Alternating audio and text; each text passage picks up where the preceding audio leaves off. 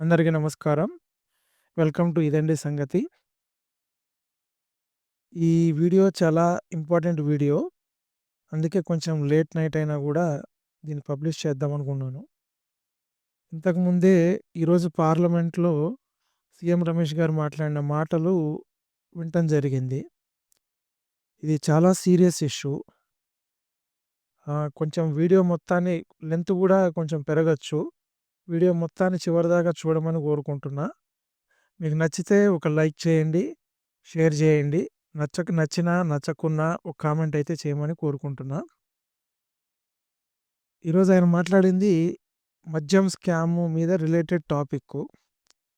Especially Andhra Pradesh గురించి మాట్లాడుతూ గడచిన 5 ఏళ్లలో గత వైసీపీ ప్రభుత్వం హయాంలో మద్యం స్కాము భారీ ఎత్తున జరిగిందని, ఢిల్లీలో మొన్న కేజ్రీవాల్ గారు అరెస్ట్ అయ్యారు గదా! ఆ స్కాము వర్త్ 2,500,00,00,000 వరకని, అదే ఆంధ్రప్రదేశ్‌లో జరిగింది 30,000,00,00,000 పైన మినిమమ్ ఫిగర్ చెప్తూ ఆయన స్టేట్మెంట్ ఇచ్చారు. ఢిల్లీ కేసులో అరెస్టులు జరిగిపోయినాయి. ఎన్నికల్లో రిజల్ట్ వచ్చింది. నేను మొన్న ఢిల్లీ ఎన్నికల ఫలితాల మీద మాట్లాడిన వీడియోలో ఆల్రెడీ దీని గురించి కొంత డిస్కస్ చేశాను. ఎందుకంటే మీరు చూసుకుంటే అవినీతి వ్యతిరేకంగా వచ్చిన పార్టీ అని చెప్పుకున్న ఆమ్ ఆద్మీ పార్టీ ఓడిపోవటానికి గల ముఖ్య కారణాల్లో ఈ మద్యం స్కామ్‌లో ఆ పార్టీ అధ్యక్షుడు, స్వయాన ముఖ్యమంత్రి కేజ్రీవాల్ గారు ఇరుక్కోవటం కూడా ఒక కారణం. ఆ రోజు నేను చెప్పింది కూడా ఏంటంటే, ఆయన నిజంగా తప్పు చేయకుండా ఉన్నట్లయితే, ఆ తప్పు నేను చేయలేదు అని ఆయన ప్రజల్ని కన్విన్స్ చేసుకోలేకపోయారు. ఇప్పుడు కోర్టులు రేపది ప్రూవ్ అవ్వటం ఇదంతా కొంచెం టైం పట్టే ప్రాసెస్. అట్‌లీస్టు గడిచిన 10 ఏళ్ళు మీరు అధికారంలో ఉన్నారు. ప్రజలతో కనెక్టివిటీలో ఉన్నారు. ప్రజలకి చెప్పాల్సిన బాధ్యత, తప్పు చేయలేదని నిరూపించుకోవాల్సిన బాధ్యత, లేదా వారికి నమ్మకం కలిగే విధంగా చెప్పవలసిన బాధ్యత గూడా ఆయన మీదే ఉంటదంటూ మాట్లాడాను నేను. ఖచ్చితంగా ఆయన ఓటమిలో అది గూడా ఒక ప్రధాన పాత్ర పోషించింది. మళ్ళా మీకు గుర్తున్నట్లయితే గడిచిన తెలంగాణ ఎన్నికల ముందు కూడా ఆహ్, అప్పటి ముఖ్యమంత్రి కేసీఆర్ గారి కుమార్తె కవిత గారి మీద గూడా ఆరోపణలొచ్చినాయి. విచారణకు పిలుస్తారని అది ఇది ఇటువంటి ఆరోపణలు గూడా వచ్చినాయి. అది ఎంతవరకు ఎలక్షన్‌లో ప్రభావం చూపించిందో మనం పర్సెంటేజ్ చెప్పలేం గానీ, ఎంతో కొంత ప్రభావం చూపించి ఉండవచ్చు.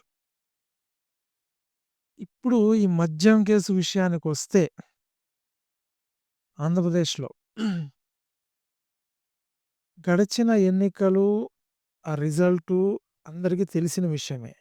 ఆ రిజల్ట్‌లో ఖచ్చితంగా అధిక పాత్ర మద్యం వినియోగదారులది గూడా ఉంది. కొంతమంది మందు బాబులనొచ్చు, టాక్స్ పేయర్స్ అని చెప్పొచ్చు, ఎలాగైనా చెప్పొచ్చు గానీ, నేను అప్పుడు ఏదో ఒక వీడియోలో మాట్లాడుతున్నప్పుడు మొన్న ఈ టాపిక్ గూడా వచ్చింది. నాణ్యత లేని మద్యాన్ని అమ్మారు అని అక్కడ చెప్పుకున్నారు. అన్నీ వచ్చినాయి. వీడియోలొచ్చినాయి, చెప్పారు, న్యూసుల్లో చెప్పారు, అన్నీ వచ్చాయి. వాస్తవంగా చూస్తే గూడా మీరు అప్పుడు అక్కడ దొరికే బ్రాండ్స్ అన్నీ లోకల్ మేడ్ బ్రాండ్స్. వేరే రాష్ట్రాల్లో దొరికే ఏ మెయిన్ బ్రాండ్స్ గూడా ఏపీలో దొరకలేదు. అక్కడ లోకల్ మేడ్ రకరకాల పేర్లు అయన్నీ మనకు తెలిసినయే. మళ్ళీ చెప్పుకునే పని లేదు. ప్లస్ రేటు గూడా పెంచి అమ్మారు. వీటన్నిటి మీద మద్యం వినియోగదారులు కోపంగా ఉన్నారు ఆ గవర్నమెంట్ మీద అని జెప్పారు. ఆ రిజల్ట్‌లో గూడా రిజల్ట్ గూడా కనపడ్డది. వాళ్ళ ఏసిన ఓటు గాని, గవర్నమెంట్‌కి వ్యతిరేకంగా వేయటం, ఆ రిజల్ట్ కనపడింది. అంతే గాకుండా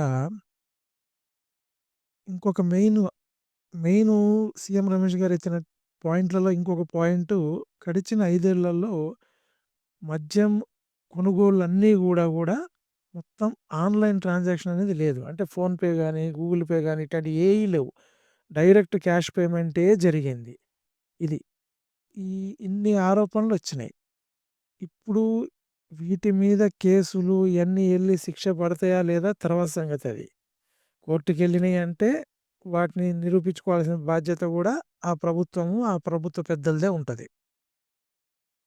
ఒకవేళ కోర్టుకెళ్ళకున్నా గూడా, ఎళ్ళిన లాంగ్ పెండింగ్ ఉన్నా కూడా ప్రజల్లోకి మాత్రం బాగెళ్ళిపోయినాయి.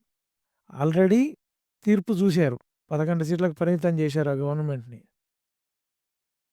తర్వాత ప్రజల్లో ప్రతి ఒక్కళ్ళలో నానుతుంది. ఇప్పుడున్న ఈ సోషల్ మీడియా పుణ్యమాని ఇప్పుడు మీరు ఈరోజు ఏ సోషల్ మీడియా ఓపెన్ చేసినా ఇదే టాపిక్. కాబట్టి దాన్ని ప్రజలకు కూడా సేమ్ అక్కడ ఎలాగైతే కేజ్రీవాల్ గారు ఇబ్బంది పడ్డారో ఇక్కడ ఆల్రెడీ అయిపోయింది. కనీసం నెక్స్ట్ ఎలక్షన్‌లకి ప్రజలు నమ్మాలన్నా, విశ్వసించాలన్నా వాళ్ళు ఏ తప్పు చేయలేదని ప్రూవ్ చేసుకోవాల్సిన బాధ్యత వాళ్ళ మీదే ఉంటది. ఇది చాలా సీరియస్ ఇష్యూ.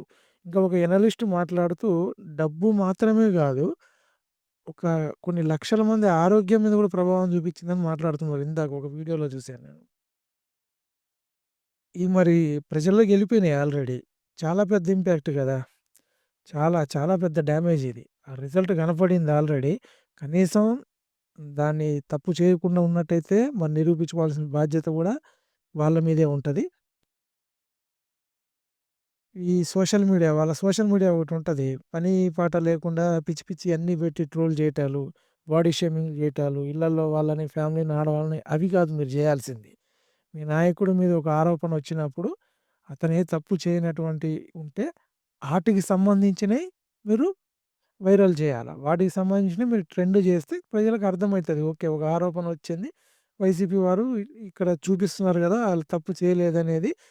దానివల్ల మీ పార్టీకి, మీ నాయకుడికి మీకే మేలు జరుగుతది. ఇది దయచేసి గుర్తుపెట్టుకోండి. ఇది మీ మంచికే చెప్తున్న మాట ఇది. థాంక్ యూ అండి.